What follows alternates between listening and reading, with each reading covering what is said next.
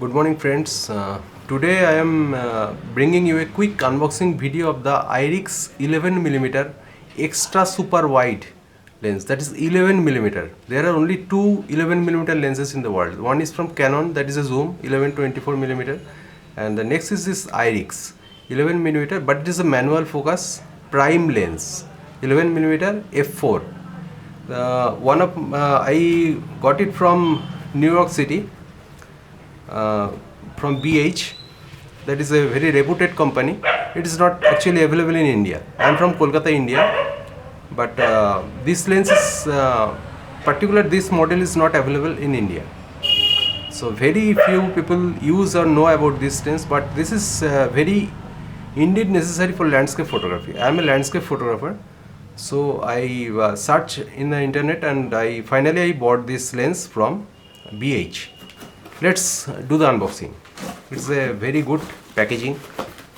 Now to bring out all these things, and here comes the lens. It's packed, very nicely packed. The Irix, beautiful little box. Irix 11mm Blackstone. Let's open the box.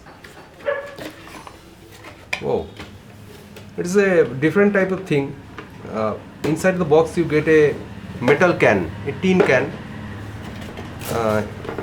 You open the tin can. It is Irix and the lens, everything. Now Irix has every lens, Irix 11mm, 15mm, all the prime and manual focus lenses. They have two versions. One is the Firefly version and one is the Blackstone version. The Blackstone version is the more professional version. It is better selling. Otherwise, optical quality and the optical construction design is the same. The result is also the same for both the lenses. This is more professional grade.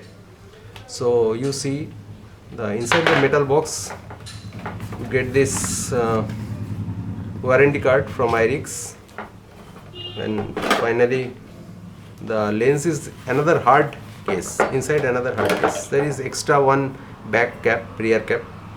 So I will keep this aside. And here is the lens. It is in the hard case. So after the metal box you get another hard case. You open it and here comes the big hefty lens. You can see in the hand, it weighs almost a kilo. It's a manual focus lens. You open it, a bulging front element. You can put filters in front.